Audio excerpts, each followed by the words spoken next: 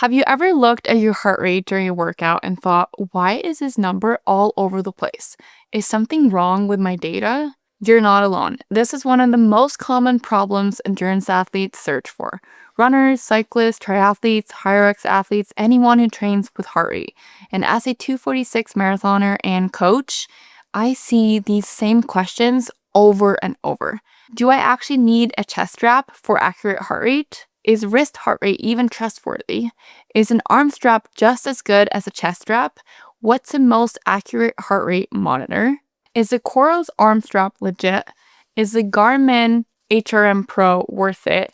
And how do I finally get consistent heart rate data every single session? And if you've ever wondered any of these questions, this video is your complete guide to heart rate accuracy. So what works, what doesn't, and what will actually make your training better. And if you're new here, I'm Caroline. I went from a 3:05 marathon to a 2:46, and I run between 100 and 140 kilometers per week.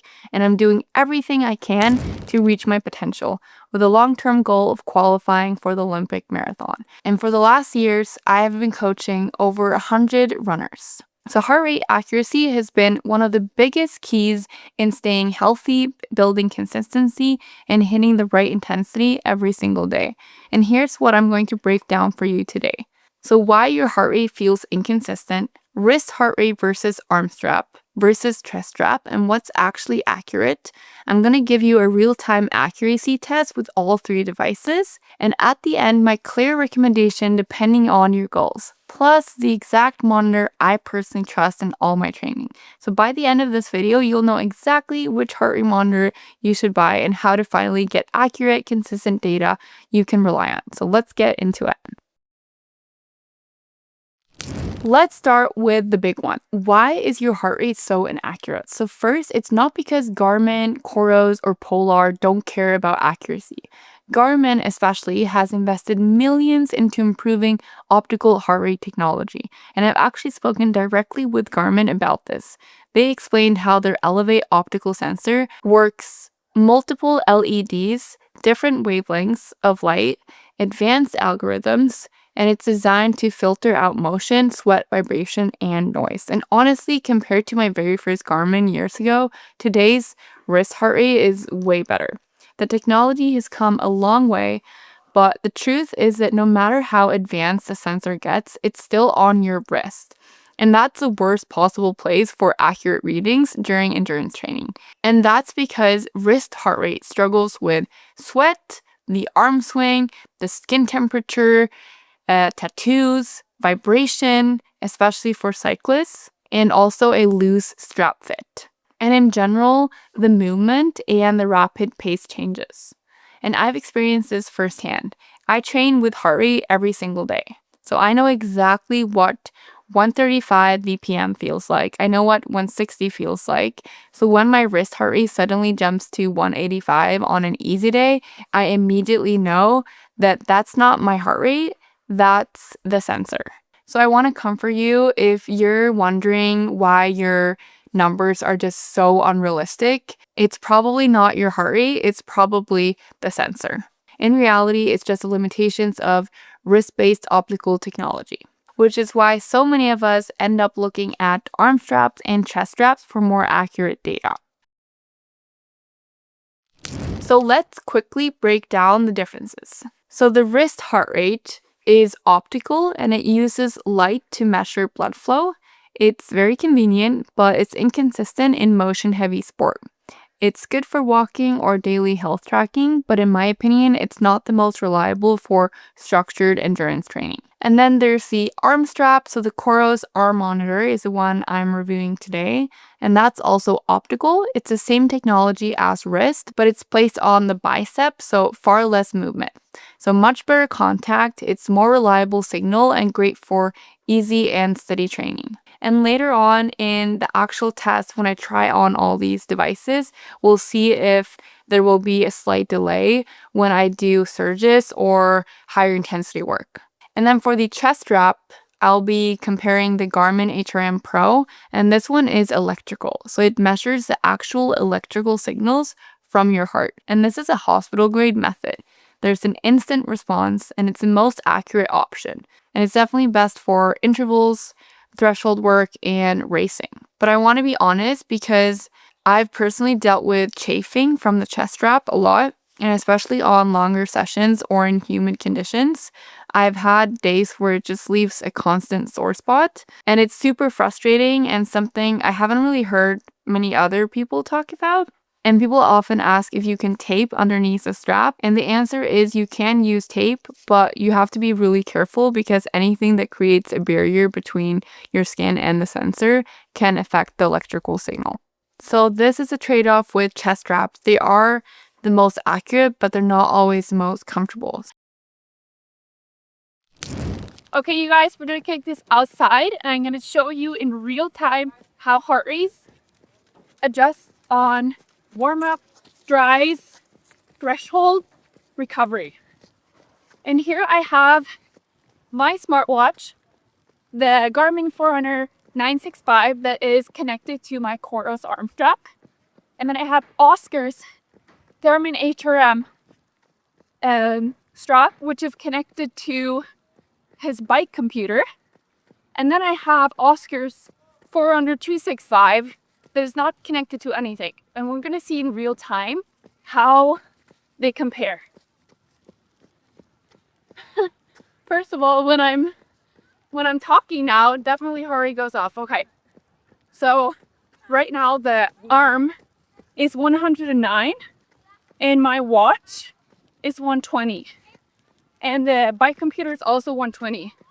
So that goes to show that the watch definitely lags in the beginning. And heart rate in general does lag. It takes more time for the heart rate to adjust to your pace. But it's really interesting seeing how, especially the watch without anything, lags.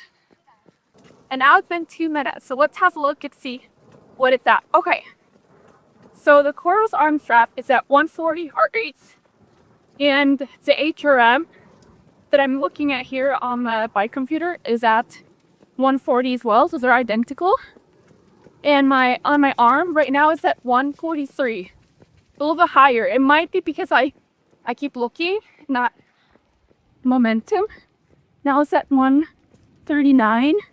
This one's at 138, and this one's at 138. So we definitely see that after 2 minutes, the three are way similar. Oscar's gonna kill me now because his watch just gave me +5. Because now his watch thinks he's me. Okay, and if you like this video, make sure that you like, subscribe, because that's how YouTube is gonna keep recommending you my videos.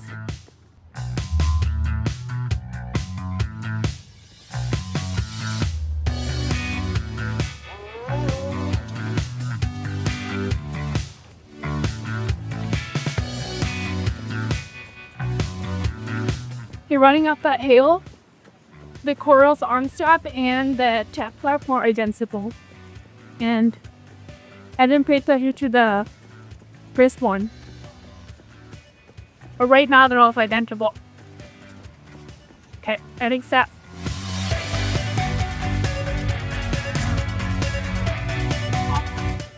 Size on 24.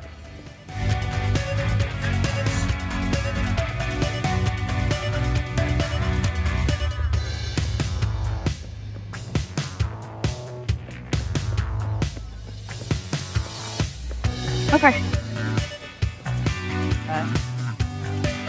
Wow, that was actually very interesting. What I saw was that the chest strap went up to 160 versus this one went to 158.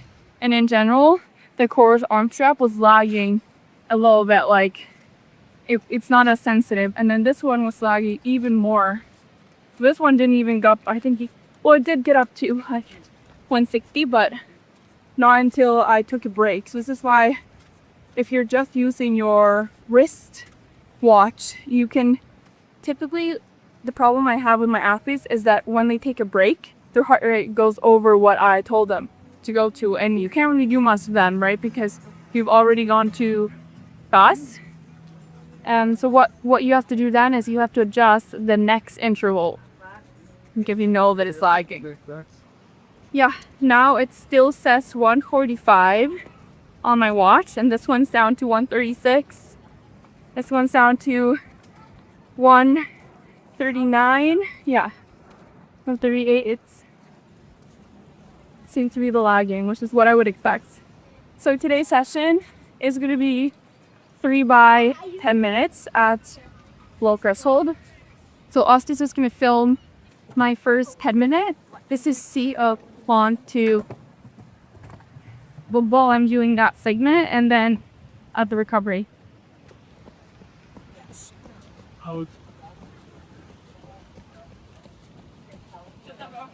We're 5 minutes in. COROS Arm 165. 166. 164.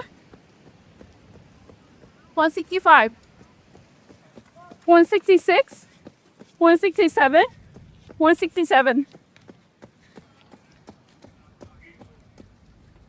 169. 170. 169. 168. 168. 166. 162. 164. 155. 155. 158. It's now it's lagging again. Yeah. Okay, 149.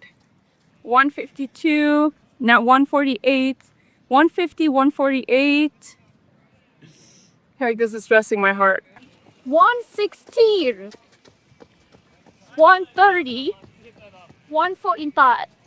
That's in specific. Okay, to conclude, you definitely do see that the test strap is the most precise at responding to my effort. But the COROS Arm Strap, pretty much except for the recovery, it's been very similar to the calf strap. And the arm works once I'm in more a stable effort. But it definitely lags more after the arm and chest. Now let's talk about what you should actually buy, because this depends on you and where you are in your training. So the wrist heart rate is totally fine when you're starting out. If you're new to running or new to endurance training, wrist heart rate is perfectly fine. You don't need to rush out and buy accessories on day one. In the beginning, heart rate is more about learning your effort levels, noticing patterns, getting familiar with zones, and understanding how your body responds. But if you start training on heart rate, meaning structured sessions, so tempo, long runs, threshold, and that's where you want accurate data, since the data is driving your training decisions. And if your data feels abrupt, jumpy, spiking, lagging, delayed on your harder efforts, that's your sign that it's time to upgrade. So then the real question becomes, what should you upgrade to? Do you go arm strap or chest strap? Let's break it down, the price difference. So right now, the COROS Arm Strap is typically around $80 versus the Garmin HRM-Pro is usually around $120 to $130. So yes, the chest strap is more expensive. And for a long time, people assumed that the chest strap was the only real choice. But since the data ends up being extremely close, then the cost plus convenience suddenly matter a lot more. Accuracy-wise, nothing beats the chest strap. It's instant, responsive, and extremely consistent. And if you're training competitively, doing threshold work or interval work, racing with heart rate, or you simply want hospital-grade accuracy, the chest strap wins every time. But there are the downsides. It's another thing to put on. It can chafe, like for me, it needs washing, it's less comfortable, and some people simply won't wear it every single day. And if you don't use it consistently, it doesn't matter that it's not the most accurate. So I would ask myself if I'm the type of person who gets lazy and doesn't want to put on something that's a little bit inconvenient. So the COROS Arm Strap was almost identical to the chest strap for 90% of endurance sessions, maybe a 1 to 2 BPM difference at times. And the only place it lagged is when I do sudden surges, sprints, intervals, and the first few seconds of a hard effort. So personally, I choose the COROS Arm Strap most days because honestly, the comfort wins, the convenience wins, I wear it more consistently, and I don't deal with chafing. And the data is extremely close to the chest strap accuracy. And I know how to interpret the tiny lag during surges. So for me, as someone training 100 to 140 kilometers per week, the practicality matters. And if you're someone who wants high accuracy, low maintenance, comfort, and something you'll actually use every day, the COROS Arm Strap is an incredible option. Now that we've figured out how to get accurate heart rate data, the next step is learning how to actually use it in your training, because numbers don't matter unless you know how to interpret and use them. And heart rate training is about running at the right intensity for your experience level, your goals, how many days per week you're training, and your personal physiology. And both as an athlete and a coach, I train entirely on heart rate targets, not paces. And what this looks like for me is that an easy day might be 60 minutes at 130 BPM, while a threshold session could be 10 by 4 minutes at 170 BPM, depending on where I'm in my training block. So I could also do an easy session that's at 127, and I could also do one that's at 140. Again, it really just depends on where I'm in my training block. And if you're curious about how to set up your own heart rate training properly, then comment heart rate below and I'll send you my complete heart rate guide. It explains zones, thresholds, how to structure weeks, how to progress, and how to actually get faster without burning yourself out. And I'll also link my heart rate playlist where I teach you everything I've learned over 6 years of training this way. And look, I know I'm another creator talking about training and offering training plans, and honestly, I never thought I'd end up doing this, but the truth is that I make these videos because I spent so many years injured and frustrated because I worked so hard and did not get anywhere. So in my experience, heart rate training done right keeps you healthy, builds your aerobic base, and prevents burnout. And it actually makes you faster year after year. So not through hacks, not through shortcuts, but through training that respects your physiology. And my plans aren't cheap, and they aren't meant to be. I don't want you to sign up impulsively. I want you to commit, truly commit to building something real. Because heart rate training is not a quick fix. It's not magical, it's not glamorous, it's slow, it's steady, it's patient, and honestly, it's humbling at first. You will run slower in the beginning. You will question the process and you will wonder if everyone else knows something you don't. And at some point, you're probably going to think, Caroline, is this even working? But that's exactly how it works for everyone, even for me. When I ran my first marathon in 3 hours and 5 minutes, I was still running 8 to 9 minutes per kilometer on my easy days, and people thought it was ridiculous. But I hadn't built my low heart rate engine yet, and you can't skip that part. You have to build it. Every athlete who trains with me goes through the same process, and it's the reason they stop burning out and start progressing. If you're ready to start training with intention, stay healthy longer, to build consistency, and to unlock what you're truly capable of, then check out my running plans. So they follow the exact heart rate system I use in my Olympic path training, and they're designed so you can feel strong and confident, not confused or overwhelmed. So that's the full comparison. Wrist versus arm strap versus chest strap. If this helped you, don't forget to like and subscribe. And if you want to learn all about heart rate training, check out my heart rate playlist right here. And comment the word heart rate for my free guide. And find my training plans link below as well. Thank you so much for watching, and I'll see you next week.